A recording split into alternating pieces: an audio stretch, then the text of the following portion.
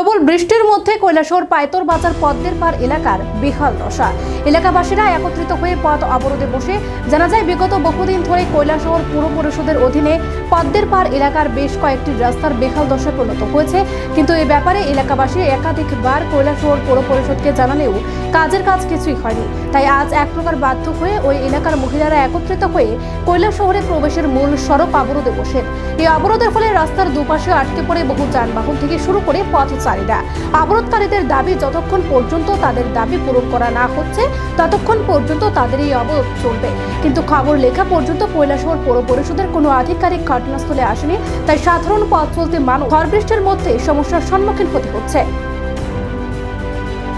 মহিলাদের নিয়ে রাস্তা অভিযান চলছে। আমাদের পদ্মপাড়ের রাস্তাগুলো, এই যে পদ্মপাড়ের রাস্তা যে আছে, এটা কোনো নির্মাণের কোনো উদ্যোগ নেই এবং এখানে গলিতে আমাদের রিক্সা বন্ধ যায় না, টুকরি বন্ধ যেতে পারে না এবং এটা শহরের ভিতরে থাকি। আমাদের এখন গ্রামের মতন অবস্থা এখন রয়েছে।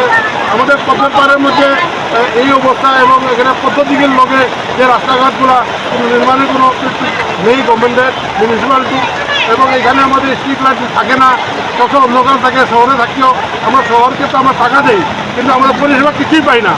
এখন আমাদের যে কালীপুরে যে আমাদের ভারতের সংলগ্ন যে রাস্তা আছে, এই রাস্তা এখন খারাপ অবস্থার মধ্যে আছে, চলার মতো কোনো রাস্তা নাই। এটা নির্মাণ করে না, এখানে কালপানিটার প্রয়োজন আছে, এটাও করে না।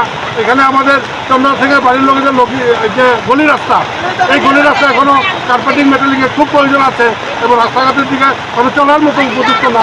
বিশেষ করে আমাদের পদ্মপাড়ের এই রাস্তা দিয়ে আমরা যে বিএড কলেজে যাই, এই রাস্তার অবস্থা খুব খারাপ অবস্থা, মহিলাদের দুরবস্থা। একটা রুগী নিয়ে যাইতে পারি না, যে অবস্থা এখন মহিলাদের কান্না হইতেছে। এখানে খরচা করিয়া যারা বাড়িতে আইতে পারে, পুষ্টিকে আইতে চাই না এবং রুগী নিয়ে যেতে পারে না। এর মতো অবস্থায় আজকে আমরা সব মহিলাদের মিলিয়ে তারা আজকে এই যে রাস্তার অভিযান করছে এবং এটা আজকে আমরা সুখের এটা করতে আসি। পরবর্তী সময় যদি গভর্নমেন্ট যদি